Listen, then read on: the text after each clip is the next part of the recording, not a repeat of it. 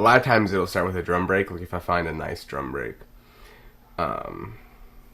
you know, like that you can't really pass up. You kind of have to, you know, figure something out for it. I do listen differently.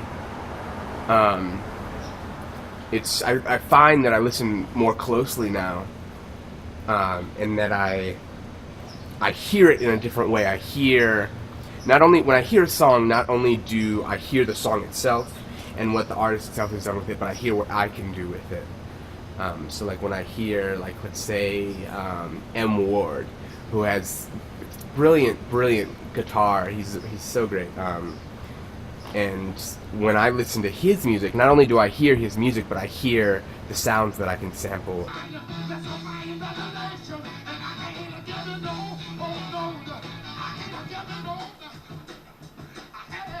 Just like that. That to me is like so great, and like I just want to use it because it's just so live, you know, like just so exciting to me.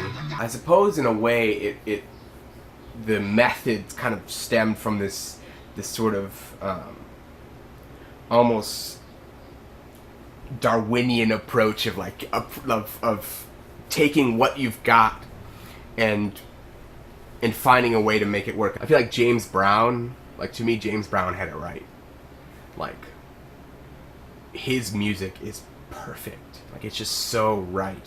And so like when, and I think that's that's for me, that's when I feel like I started really finding my own voice, is when I started sampling James Brown. You are taking basically an audio history book or a song, and you're putting your hands on it, you know, which before you know the art of sampling came about, you didn't really do with your records, because you know they would harm them or whatever. But you're placing your hands on history in order to change it to suit your needs, which I find is so just like inspiring. You know, just being like, you know, this is what it was, but I'm going to take it to somewhere completely new. I kind of feel like sometimes like I have to defend what I do a lot, because a lot of people look down upon it and they just see it as stealing, because you are not per se creating the sounds yourself.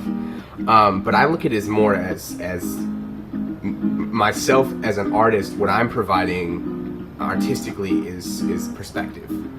You know, similar to the way that if a photographer takes a picture of a statue, well, they didn't make the statue, but what makes it art is that they're giving you a new perspective on the statue. And so that's kind of the way I approach it,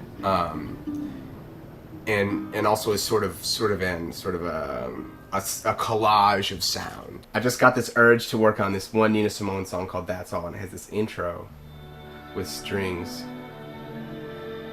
and it's so gorgeous I can't not do it right now.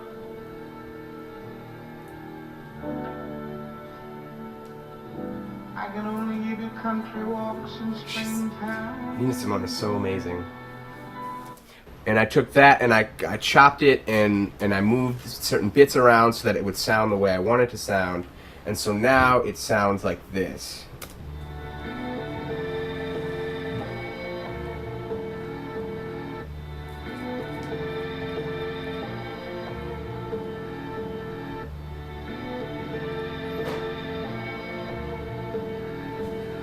So that's the initial sound, the initial melody that I'm going to build off of.